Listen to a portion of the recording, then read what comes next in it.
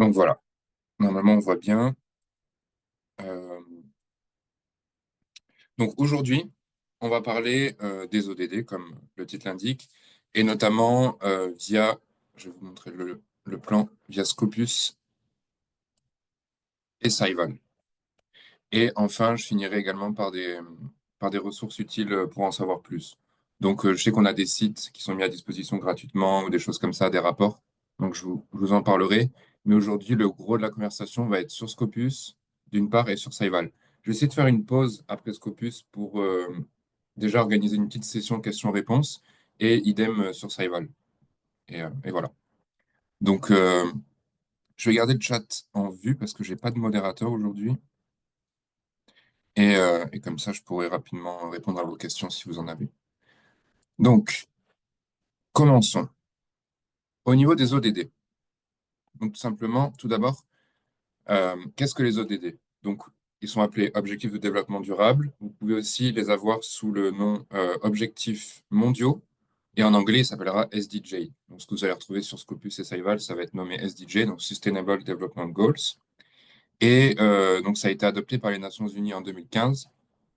Et c'est un appel mondial à agir pour éradiquer la pauvreté, protéger la planète et faire en sorte que tous les êtres humains vivent dans la paix et la prospérité d'ici à 2030. Donc c'est sur 15 années. Les 15 dernières années, ça s'appelait les objectifs du millénaire pour le développement, Millennium Development Goals, si je me rappelle bien. Et il y avait 8 objectifs. Donc on est loin des 17 que vous pouvez voir ici. Donc, la différence principale, c'est qu'il y a plus de détails dans les objectifs, donc ils sont plus segmentés, mais également, ces objectifs-là rajoutent tout un pan économique qu'il n'y avait pas forcément à l'époque. Donc, voilà pour la petite anecdote.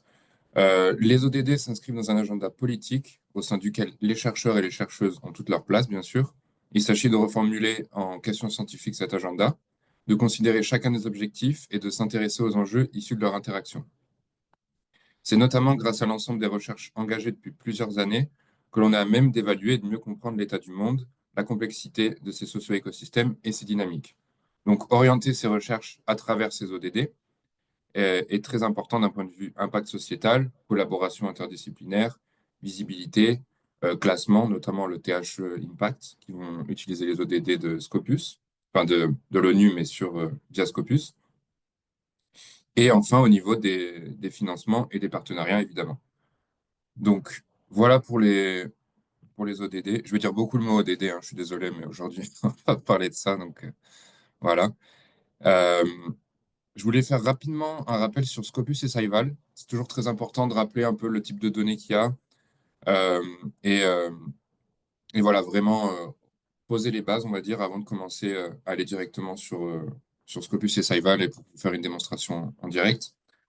Donc, euh, donc Scopus, voilà, c'est une base de données multidisciplinaire, multi-éditeur. Il y en a plus de 7000, donc Elsevier, ça représente à peu près 10% de la base. Ce qui est intéressant à voir ici, c'est toujours ce même triptyque, document, affiliation et auteur. Donc à chaque fois, à chaque présentation que je fais, j'en parle, mais c'est le plus important parce que c'est la manière dont on va chercher les données vont être articulées via ces grands axes. Donc chaque document va être rattaché à un auteur et une affiliation, des auteurs et des affiliations, et vice-versa. Donc tout va être interconnecté, et tant sur Scopus que sur Saival, ça va avoir une grande importance. Donc ça, c'est toute la partie, on va dire, quantitative. Je pourrais parler également du fait que voilà, Scopus, c'est pas que des revues, il y a des conférences, il y a des livres, il y a du préprint, prépublication, pardon, et, euh, et plein d'autres aspects qui permettent d'avoir quand même une couverture très large au niveau bibliographique, mais également un processus de sélection qui est scrupuleux. Donc, euh, voici le Content Selection Advisory Board, c'était en Corée cette année. Donc, c'est un groupe indépendant varié de bibliothécaires actifs et spécialisés dans leur domaine. Donc, quand je dis varié, c'est en termes géographiques et en termes de genre, comme vous pouvez le voir. Et ce groupe, donc vraiment, il est indépendant à Elsevier et c'est lui qui va choisir après que nous, euh, enfin, on a des équipes qui vont vérifier des critères de base et ensuite, ce board-là va pouvoir directement évaluer ou réévaluer aussi les sources qui rentrent dans Scopus. Donc, les sources, c'est des livres, des revues, etc. Et au niveau de la réévaluation, rapidement, n'importe qui, donc vous-même, vous pouvez aller sur Scopus, créer un ticket pour dire qu'il y a un souci d'ordre éthique sur un journal, et ce dernier sera réévalué par la suite. Et nous, de notre côté, on a aussi un radar qui va vérifier automatiquement certaines données, donc plus qualitatives, du style, si un journal passe de 50 à 500 publications rapidement, c'est exagéré, hein. Mais pour vous donner l'idée, on va avoir un système qui va permettre de reconnaître ce genre de changement d'une année à l'autre pour éviter que les journaux se dégradent, que la qualité du journal se dégrade au travers du temps. Et ensuite, ça va être évalué et on va voir si la revue ou le livre mérite de rester dans la base de données. Donc tout ça pour dire que euh, Scopus, c'est tant d'une manière qualitative que quantitative, pour nous, en tout cas, dans notre définition, c'est quelque chose de fiable. Donc cette viabilité euh, va être transposée ensuite dans différents outils, donc sur Scival, qui fait partie en fait de l'écosystème, on appelle ça Research Intelligence chez Elsevier, mais ça va être voilà, le même écosystème que Scopus ou que Pure. Et Saival va plus, lui, servir à analyser et travailler sur le plan stratégique, identifier les collaborations, par exemple, qu'on va avoir avec d'autres organisations, aider à la valorisation de vos recherches en mettant en lumière des expertises, des points sur lesquels vous êtes particulièrement bon. Voilà, donc c'est plus un outil de pilotage. J'y reviendrai un peu par la suite au niveau de son rôle par rapport à Scopus et aux autres outils. Mais comme je voulais vous le montrer ici, par cette analogie, Saival, ça va se baser sur Scopus. Donc la base de données, les fondations de la maison, en fait, c'est Scopus. Et c'est pour ça que c'est très important que je vous ai fait ce rappel au niveau de la qualité et de la quantité, pour vous expliquer que voilà, en gros, on va prendre ça comme base et ensuite on va ajouter dans d'autres mesures euh, LexisNexis, donc ce qui représente un peu le toit, alors donc LexisNexis, ça fait partie du groupe Relex, donc c'est le groupe d'Elsevier, qui va nous fournir, eux, des données sur les brevets et les données de financement. Overton, qui va nous fournir des données sur tout ce qui est policy, et Newsflow pour tout ce qui est mention dans les médias. Donc tout ça voilà, va constituer un peu la maison Saival et va permettre de pouvoir faire ce que Saival est. Au niveau, on va dire, j'aime bien l'analogie de la maison, donc je vais la garder, mais au niveau des meubles, euh, on a des entités qui sont disponibles. Donc vous pouvez retrouver le triptyque que je vous ai montré au début, institution, chercheur et publication set, donc les documents, les publications. Mais vous avez aussi des topics. Donc aujourd'hui, je ne vais pas rentrer dans les topics parce que c'est un sujet totalement à part, mais il est important de le mentionner quand on mentionne Saival. Et voilà, les sources Scopus, donc les revues en elles-mêmes, etc., et des organismes de financement. Donc tout ça, toutes ces données-là vont être croisées, interconnectées et vont constituer plus de 300 trillions de valeurs métriques. Donc nous, on a une trentaine de métriques qui sont disponibles sur le site, qu'on pourra voir, je pourrais évoquer directement tout à l'heure. Mais tout ça, en fait, représente énormément de valeurs métriques. Et, euh, et pour analyser ça, il nous faut des supercalculateurs. À ce niveau-là, pour parler de la couverture des documents, donc tout à l'heure, je vous ai montré sur Scopus, on a une centaine de millions de documents. Donc sur Saival, on en aura environ 70, parce que la couverture de Saival commence en 1996, contrairement à Scopus, qui a son premier document, je crois, en fin 18e siècle. Donc vraiment, c'est pas la même couverture, mais quand même, on a les 30 dernières années, on a le plus gros. Et, euh, et c'est pour ça que vous aurez une petite différence, notamment au niveau des publications sur les ODD, euh, de nombre entre Scopus et Saival. Donc pour cette raison-là, et aussi pour le fait que euh, Saival se met à jour, comme vous pouvez le voir ici, toutes les semaines, alors que Scopus se met à jour tous les jours. Donc des fois, il y a un petit décalage.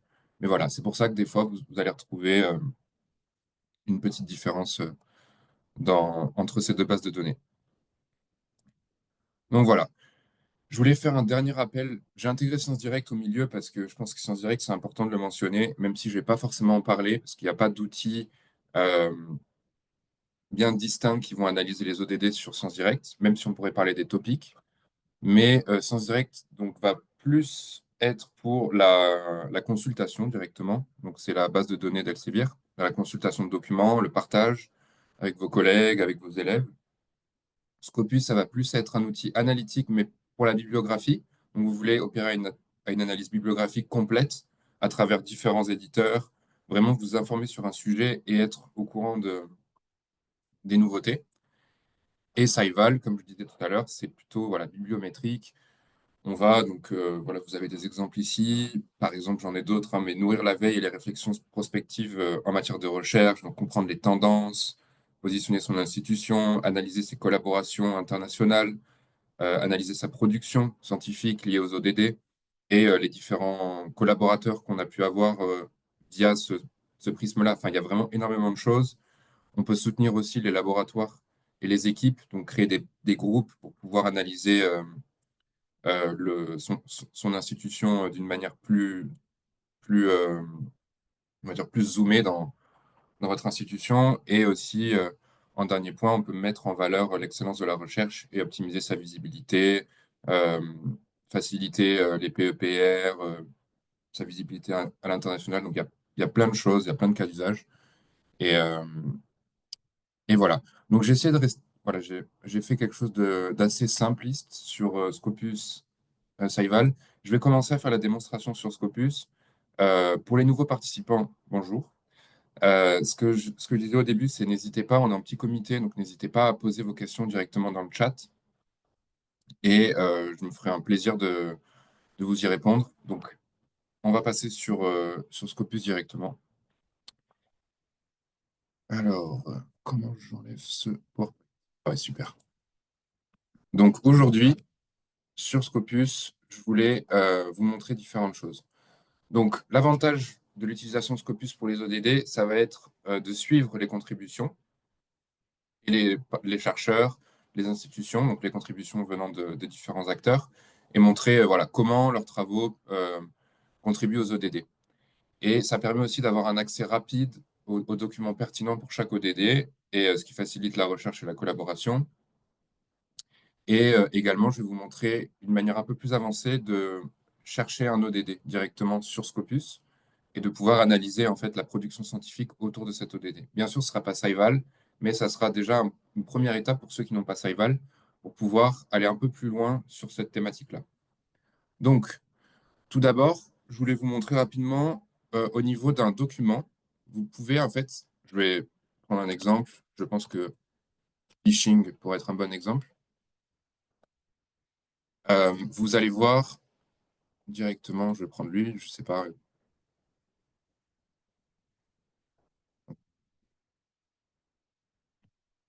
Voilà. Donc, quand vous êtes sur une page de document, vous avez les différentes informations, l'abstract, etc. Donc, euh, vous avez des onglets à gauche. Et vous avez cet onglet Sustainable Development Goals.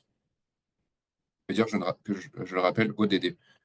Donc, ici, vous voyez en fait les différents ODD qui sont rattachés à cette publication.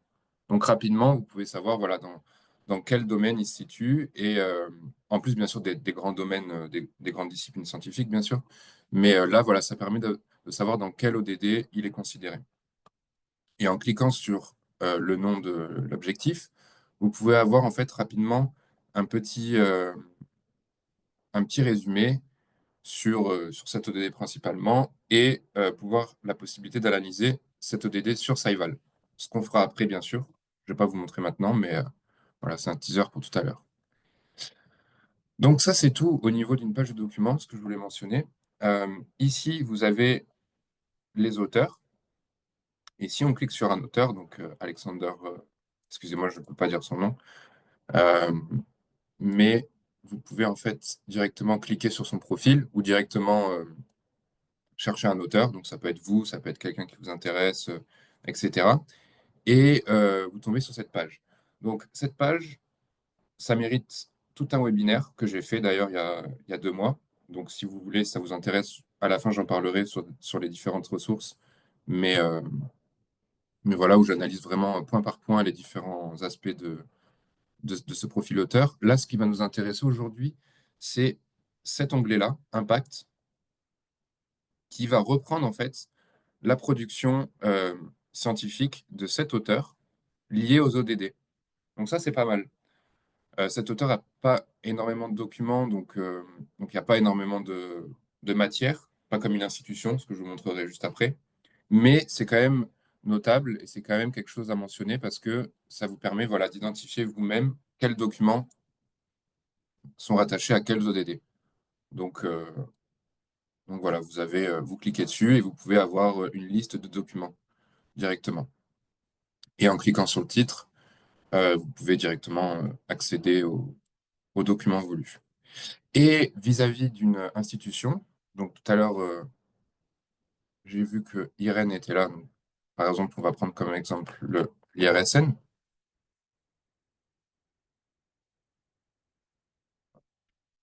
Si je clique là,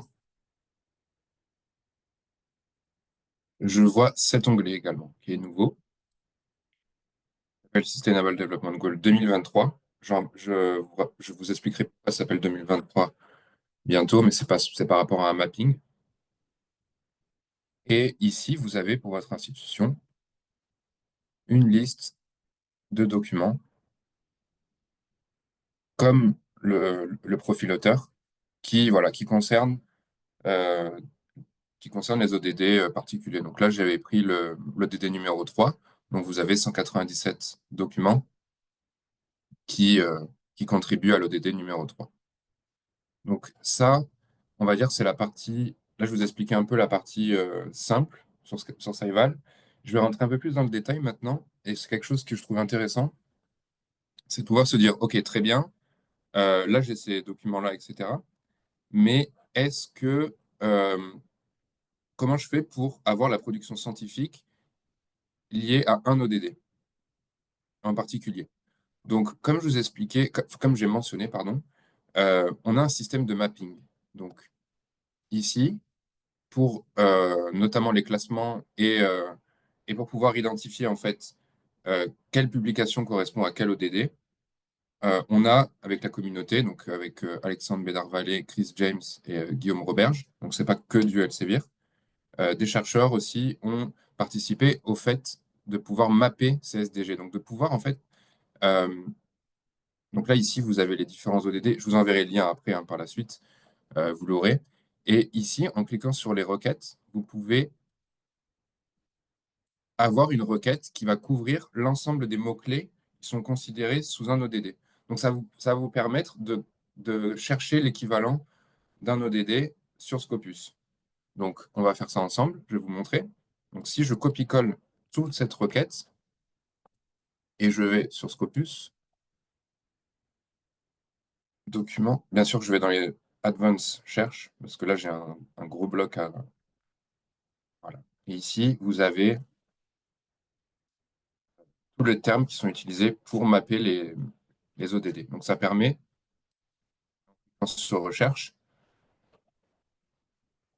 d'avoir la liste des documents associés. Et ensuite, moi, ce que je trouve intéressant, c'est de pouvoir filtrer en plus ces résultats pour pouvoir, par exemple, sortir.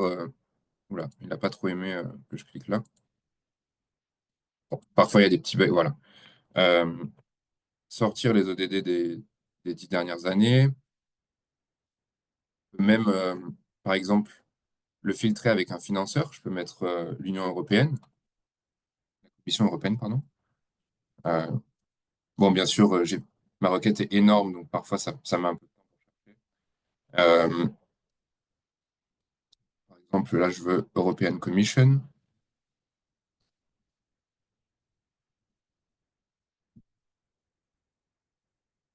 et je peux avoir rapidement tous les documents qui sont liés à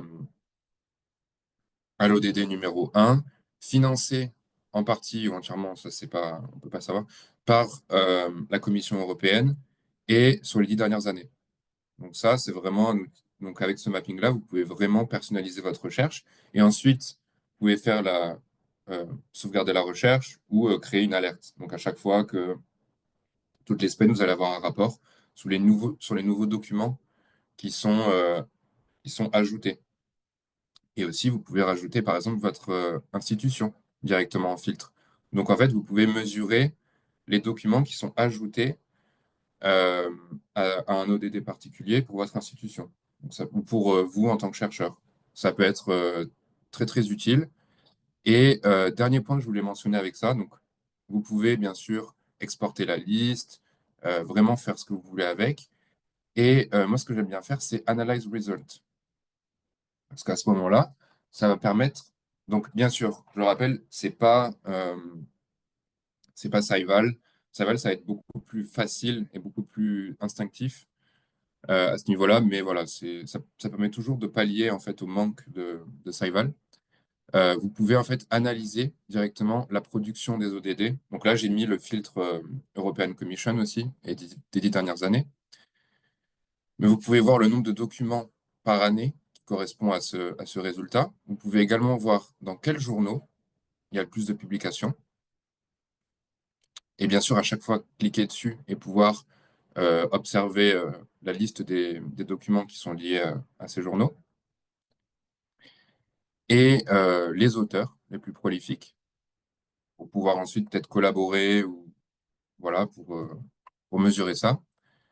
Les affiliations, donc les universités, les entités. Et les pays, vous avez les types de documents et également par discipline. Je ne vais pas parler de funding sponsor parce que j'ai déjà classé par European Commission, mais ça peut être intéressant si vous n'avez pas fait un filtre par rapport à un funding sponsor. Vous pouvez très bien analyser qui a le plus financé les recherches liées à un ODD depuis les 10 dernières années, par exemple. Donc, ça peut être très utile. Voilà pour Scopus. Je ne vais pas aller plus loin. Si vous avez des questions, je vais faire une petite pause. Je vais regarder dans le chat ou dans le question-réponse. N'hésitez pas à lever la main également. On n'est pas beaucoup, donc vraiment, vous pouvez. Alors, je n'en vois pas.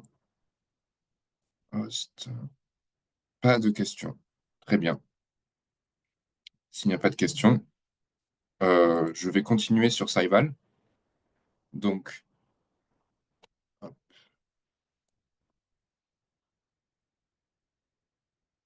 de toutes les façons, j'ai fait exprès de garder un peu de temps par la suite pour vraiment prendre le temps avec vous. Donc, si vous avez une question qui vous revient pas après coup, ou si vous avez quelque chose dont vous voulez parler, n'hésitez pas, il y aura encore du temps vers la fin. Donc, sur Saival.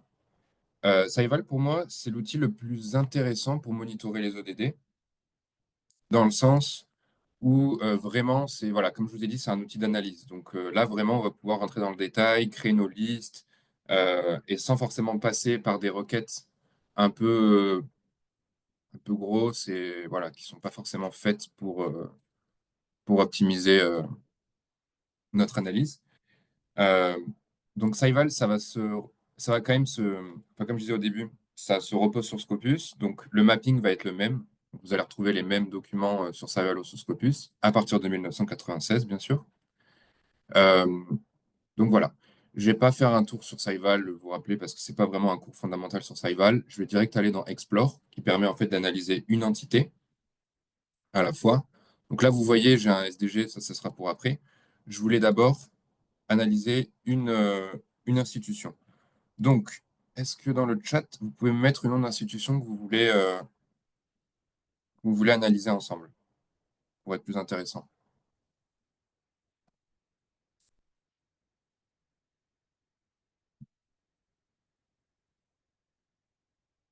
Allez, IRSN. C'est parti, merci Irène. Euh, alors, IRSN. Donc, par rapport à l'IRSN, bon, vous avez le sommaire de base avec les différentes données de publication sur Saival, etc. Les topics, etc. Et moi, ce qui m'intéresse ici, c'est à gauche, vous avez l'onglet SDJ, donc l'onglet ODD.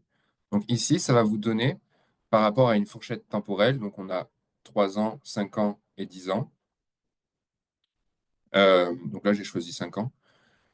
Par rapport à une fourchette, dans quel ODD votre université où votre institution a opéré. Donc ici, vous avez le Scholarly Output, qui, pour rappel, est le nombre de documents, le Field Weighted Citation Impact, donc qui est, je vais essayer de le rappeler, mais c'est toujours difficile à définir, j'ai toujours un peu de mal, mais c'est le nombre de publications, pardon, le nombre de citations d'une publication divisé par le nombre de citations attendues. Donc, on va comparer en fait un document avec toutes les publications qui sont similaires, donc même année, même format, même discipline, et on va estimer un nombre de citations. Par exemple, si le nombre estimé de citations attendu en tout cas, est de 10, et que votre article a 20 citations, on va faire 20 divisé par 10, donc le field weighted citation impact va être de 2. Donc ça va permettre en fait de comparer euh, des pommes avec des poires, donc des documents qui sont de différentes disciplines et qui ont différents types d'entités entre elles. Donc voilà, pour le rappel, n'hésitez pas, si c'est mal compris, n'hésitez pas à me demander et on peut par la suite en reparler de ces métriques. Dans tous les cas, je, je- je fais une petite parenthèse, mais ici, vous avez Metric Guidance, quasiment sur toutes les pages, et vous pouvez en fait voir rapidement que veut dire cette métrique et comment l'utiliser, etc. Par exemple, le Field Weighted Citation Impact, ça va être une moyenne par, euh, par rapport à ces documents-là. Donc clairement, les moyennes sur 3 documents, c'est pas bon. Parce qu'il peut y avoir un document qui est cité bien supérieurement par rapport à ce qui est attendu et ça peut totalement changer la balance. Et idem, pour, voilà, quand il y a 0 citation, ça peut vite faire peser la balance, euh, mais voilà. Field Weight Extension, normalement pour une même typologie de document, une même année de parution, non? Oui, exactement. C'est pris. Alors, sur le calcul exact, je n'ai pas tous les éléments, euh, mais je crois que oui, c'est sur la même année et la même typologie de document. Ouais.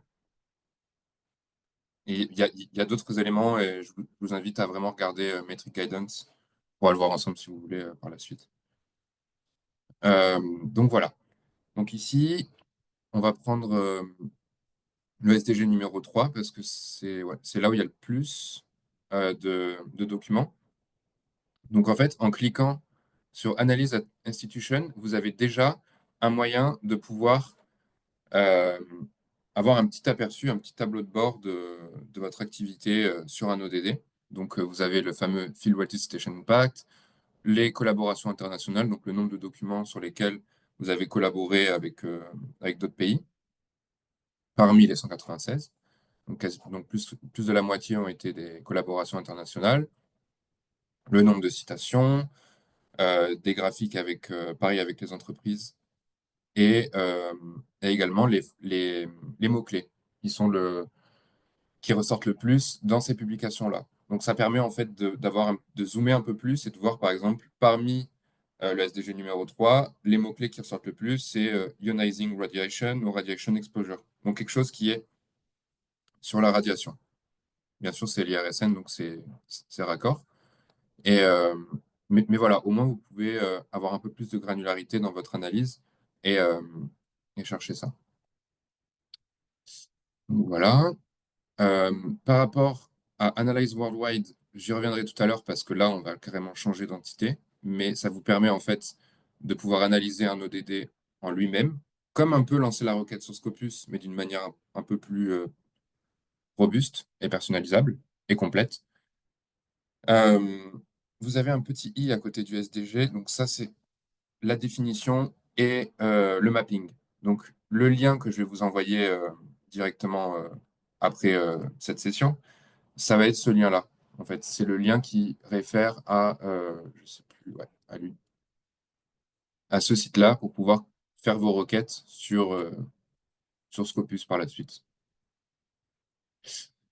Où j'étais, ouais, Saival. Hop. Donc, voilà. Scholarly Output est cliquable. Donc ça, c'est vraiment pas mal parce que vous pouvez, donc sur Scopus, ce qui est pas super, c'est le fait que vous puissiez pas exporter cette liste d'ODD sur votre profil.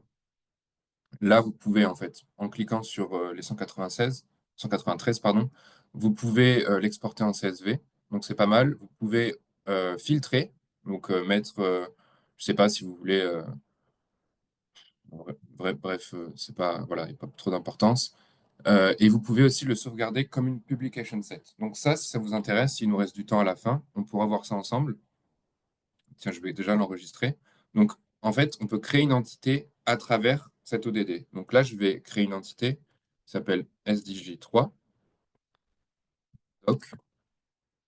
Donc, ça me permet en fait d'avoir tous les documents de l'IRSN pour les ODD numéro 3. Et par la suite, je pourrais l'analyser comme j'analyse une institution ou un groupe de chercheurs. Mais ça, j'y reviendrai par la suite, parce que c'est un peu plus avancé. Mais n'hésitez pas à me dire s'il y a quelque chose, enfin notamment parce qu'on n'est pas beaucoup là, vraiment s'il y a quelque chose que vous voulez approfondir, un sujet particulier, et je peux m'arrêter dessus et passer plus de temps. Donc voilà, vous avez la liste de ces documents-là. Le Field White Station Impact, bon ça je ne vais pas revenir dessus. Le Station Count. Ici, vous avez différents onglets. Donc vous avez les bar charts. C'est bon, je suis pas fan de ça, mais ça permet en fait de modéliser un peu ce tableau-là d'une manière plus graphique et en mettant par ordre d'importance. Donc, vous pouvez classer, vous pouvez faire quelque chose, si ça vous intéresse, c'est ici. Et moi, ce que je préfère, voilà, c'est le Relative Activity Chart. Ça, j'aime bien parce que ça permet d'indiquer, donc c'est un indice relatif, donc ça permet d'indiquer la part des publications scientifiques que possède un ODD au sein d'une entité, donc au sein d'une institution, dans ce cas-là, par rapport à la part des publications que possède le monde. Et cette part-là représente un indice 1. Donc en fait, c'est indiciel et ça permet de voir parmi votre production scientifique comment vous vous placez par rapport au monde. Donc on voit que sur le ODD 11, 12 et 14, vous avez une grande part, enfin, vous êtes beaucoup plus prolifique que, que sur le reste. Et vous pouvez le comparer également, si vous cliquez là, à la France, à votre pays. Et si, par exemple, donc moi, je ne suis pas identifié IRSN, mais normalement, si mon institution, c'est l'IRSN, je vais pouvoir avoir ici IRSN et pouvoir aussi le comparer ici à l'IRSN. Donc, en fait, faire une analyse avec, relative avec plusieurs facteurs. Donc, ça peut être toujours utile et notamment, c'est très utile, je trouve, pour comparer euh, des, des institutions ou des entités avec des tailles totalement différentes. Donc là, par exemple, l'IRSN par rapport au monde, c'est voilà, c'est vraiment une échelle différente, mais ça permet de voir à peu près dans quel ODD on se démarque. Donc ça, c'est tout pour l'onglet SDJ. Je voulais également mentionner quelque chose. Donc, vous avez pu voir ces petits points violets qui représentent, enfin, qui constituent certains onglets. Oula, excusez-moi, je me suis fait déconnecter.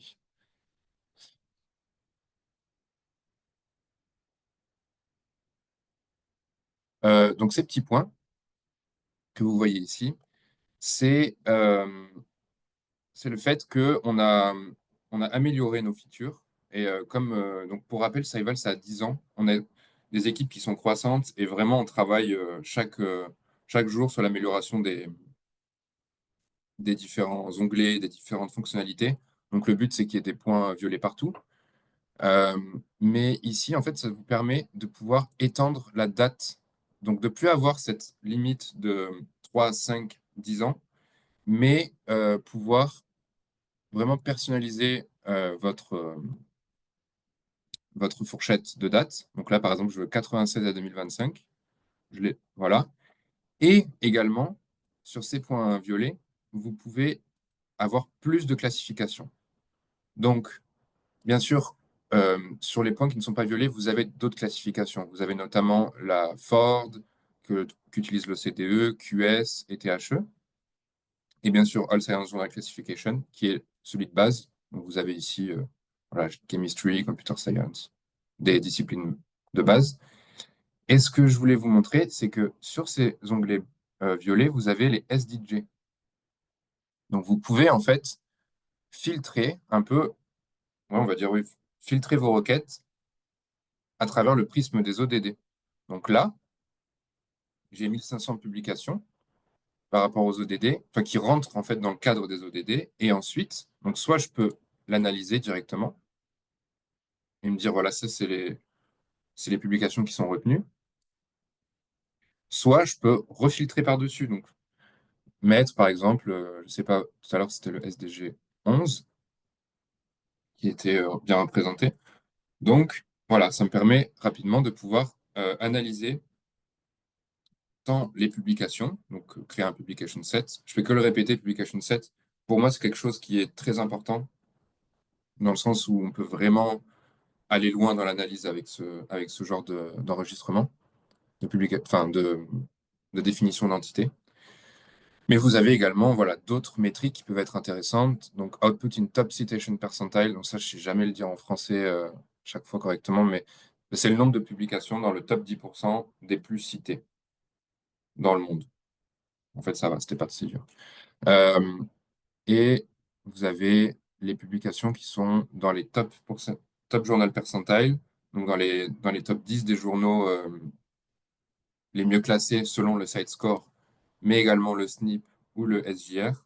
Donc ça, c'est différentes méthodes, différentes écoles pour évaluer la qualité d'un journal qui est disponible sur Scival et les citations pardon, les publications les plus citées.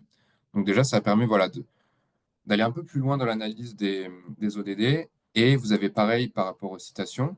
Donc tout à l'heure, j'ai montré rapidement les citations, mais là, vous avez plus de détails. Donc vous avez le field weighted, bien sûr, par publication et le compte. Les métriques de vue, donc tout simplement, c'est lié à des vues sur Scopus, sur le nombre moyen de vues, etc. Et dans quels journaux, donc dans quel top des journaux, vos publications se trouvent-elles. Donc pareil, si vous voulez après cliquer là-dessus et analyser ces publications, toujours intéressant. Donc voilà. Euh, à ce niveau-là, j'ai fait un peu le tour au niveau des institutions. Euh, je vais faire un tour au niveau des entités qui sont des entités SDJ, donc les entités, les ODD en eux-mêmes comme une entité. Donc, je vais vous montrer. Ici, j'ai sauvegardé l'SDG numéro.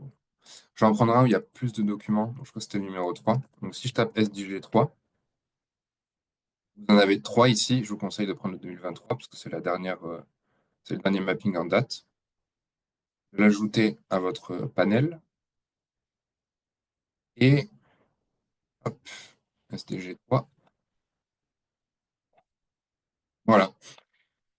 Et là, à ce niveau-là, ça charge, mais vous pouvez en fait avoir les mêmes métriques. Donc là, peut-être ça aura moins de sens d'analyser ça au niveau mondial. Si jamais enfin voilà, si vous en avez besoin, c'est là.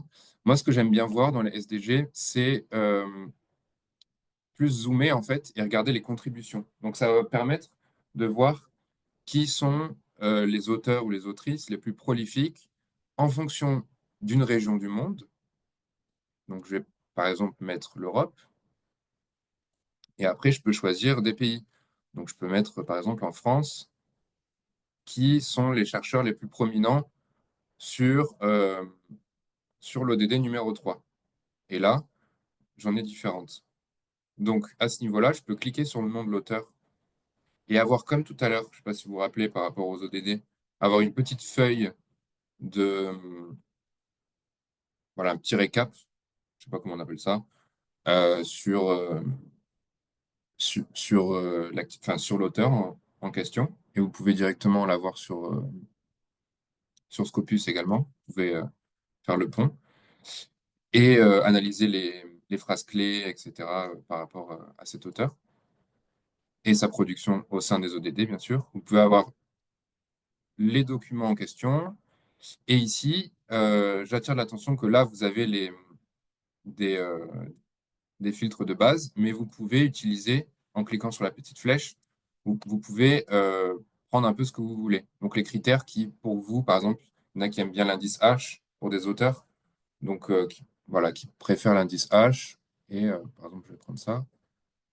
Ça permet voilà, de pouvoir analyser d'une manière un peu plus profonde que sur Scopus euh, les principaux auteurs. Et voilà. Alors, par rapport au chart ici, je suis pas très fan de ce chart, dans le sens où ça m'apporte pas grand-chose en général quand je le regarde, mais si ça résonne, enfin si c'est quelque chose qui peut vous intéresser, voilà, vous pouvez avoir les charts et comparer en fait la production scientifique, enfin l'évolution de la production scientifique ou d'autres métriques vis-à-vis de différents auteurs ou autrices. Donc voilà. Idem pour les institutions. Donc on garde la même logique. Vous pouvez filtrer. Après, il y a deux fois view count, c'est pas. je vois- ça doit pas être la même manière de. Ouais, total value et percentage. Bon, on peut mettre par exemple les plus. Je sais pas. Les Field White Citation Impact. Parce que là, on parle d'institutions, donc il y a beaucoup de documents. Donc voilà, à ce moment-là, je peux savoir qui a le plus gros Field White Citation Impact sur les SDG numéro 3 en France. Donc c'est l'Université de Reims. Et à ce moment-là, on peut regarder ensuite. Donc pareil, vous avez ce tableau de bord-là. Vous pouvez regarder voilà, avec qui collaborer. Et également, je ne l'ai pas dit pour les auteurs, mais ça, c'est la même chose. Vous pouvez aussi créer des groupes. Se dire, voilà, top 10, Field White Citation Impact pour, euh, pour les ODD. Donc vraiment, vous pouvez aller loin avec l'analyse et pouvoir trouver des collaborations, pouvoir analyser pas mal de choses. Et ce que j'aime bien aussi, pour pouvoir, vous, dans vos rapports, ou voilà, pour illustrer en fait rapidement la production d'un ODD à travers le monde, c'est que vous avez l'outil visualisation ici. Donc, euh, vous avez une carte du monde et vous pouvez zoomer ou dézoomer, c'est cliquable, c'est interactif, et vous pouvez rapidement voir la situation au niveau du monde à travers les ODD. Donc voilà, pour savoir. Bon, là, c'est pas très lisible. Mais si vous, par exemple, zoomez dans une. Là, j'ai mis le nombre de vues, mais vous pouvez mettre le nombre de publications, peut-être, c'est plus parlant. Et après, en zoomant, vous allez avoir plus de. Voilà, c'est beaucoup plus clair. Et en cliquant sur sur une institution, vous pouvez voilà, la faire ressortir. Vraiment, après, c'est à vous de jouer. C'est à vous de trouver une bonne manière de la présenter, mais vous avez cet outil-là. Et encore, par rapport aux countries and regions, c'est la même chose. Donc, vous pouvez visualiser sur la carte. Là, c'est pareil, c'est assez gros, mais voilà, vous pouvez vraiment faire ça à travers différentes choses. Et pour savoir où publier, ou savoir quels sont les journaux ou les livres les plus prolifiques, à ce niveau-là, ça permet aussi, dans Scopus Source, permet de pouvoir mener cette analyse directement. Donc voilà. Et vraiment, je vous invite, en fonction. Donc là, je sais que la plupart des gens n'ont pas un pacte en France, mais, euh, mais vous avez pas mal d'onglets. Vous pouvez vraiment chercher, par exemple, au travers d'un ODD, quels sont les topics les plus importants, donc quels sont les sous-domaines les plus importants. Donc on voit que c'est le Covid à ce niveau-là. Mental health, post-traumatique lié au Covid également. Donc vraiment, vous pouvez, à travers l'analyse d'un ODD entier, comprendre un peu les différentes tendances et filtrer, trouver des collaborations, donc vraiment, vraiment aller loin. Euh, je vais terminer rapidement avec d'autres ressources qu'on peut vous offrir avec Relex. Donc tout est gratuit, hein, il n'y a pas de frais cachés, comme on dit. Mais euh, je voulais vous montrer, voilà, le Relex SDG Ressources Centre. Donc ça, c'est pas mal. Ça permet en fait d'avoir les dernières actualités, les tendances au niveau des articles, des outils, des événements. Enfin, vraiment, il y a plein de choses autour des ODD de l'ONU. Donc, si vous cliquez sur Poverty, vous avez je sais pas, des, euh, des articles, des choses qui permettent voilà, d'être au courant de ce qui se passe au niveau scientifique, mais aussi au niveau global et mondial. et c'est alimenté par nos outils, donc LexisNexis, on peut avoir Scopus, on peut avoir des choses. Donc c'est vraiment, voilà, vraiment j'insiste sur ce site-là qui peut être sympa si ça vous intéresse de creuser plus sur les ODD. Et également, donc ça, je vous le donnerai par la suite. Je trouvais intéressant. Donc, il y a le VTT, donc le Technical Research Center of Finland, qui a mené une étude à travers les ODD sur Saival voilà, qui montre un peu une étude de cas, qui montre ce qu'ils ont fait, les challenges, les solutions, les résultats, etc.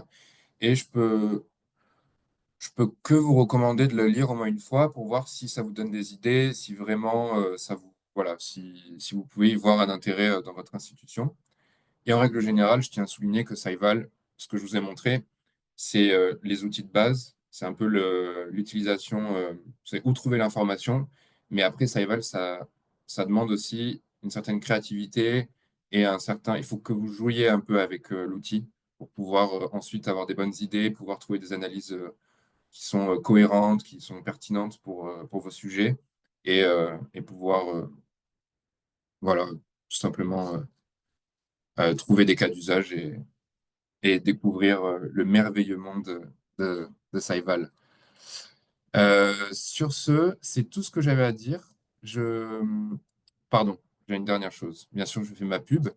Euh, donc nous, comme vous le savez, sûrement, on a ce site-là, le Hub France. Je vous le mettrai aussi dans le récap. On a des webinaires qui sont passés, on a tous les enregistrements des webinaires qu'on a fait. Donc, lui va être également sur ce site. Et bientôt, donc dans les semaines qui viennent, donc maximum 2 semaines avant Noël, quoi, on va mettre à jour le site et on va proposer en moyenne 2 webinaires par mois. Donc, ça va être tant sur les auteurs, sur la publication, que sur des sujets un peu plus niches comme celui-ci. Donc, n'hésitez pas à jeter un coup d'œil, à le communiquer au sein de vos institutions. Et vraiment, le but, c'est qu'on anime une communauté, c'est 100% gratuit, il y a rien, bah, comme vous le voyez, c'est vraiment un moment d'échange. Donc, si vous voulez, voilà, vous pouvez toujours le partager et faire en sorte voilà, de venir aux prochaines, et ce sera avec grand plaisir. C'est tout pour moi. Merci. Donc, je vais arrêter le partage. Et si vous voulez, on peut passer aux questions-réponses ou tout simplement avoir 10 minutes de rab.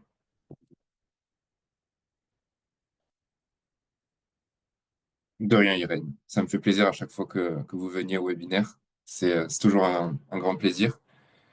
Euh, bon, je vais attendre 1 minute, au cas où, si le second participant, Monsieur Tarfaoui, a une réponse, pardon, a une question ou une réponse.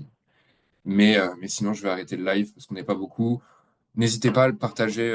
Donc, je vais vous envoyer l'enregistrement. Vous allez avoir, comment dire, sur Researcher Academy, il y a un moyen d'avoir un certificat si ça vous intéresse, etc. Et n'hésitez pas à juste partager la vidéo ensuite en interne. S'il y a des gens qui ne pouvaient pas venir ou si ça intéresse que Saival ou que Scopus, vous pouvez toujours jouer avec la vidéo et la partager en interne. Donc voilà. Et n'hésitez pas en général à m'envoyer des messages si des questions vous viennent par la suite, si vous vous sentez inspiré. Merci beaucoup et bonne journée.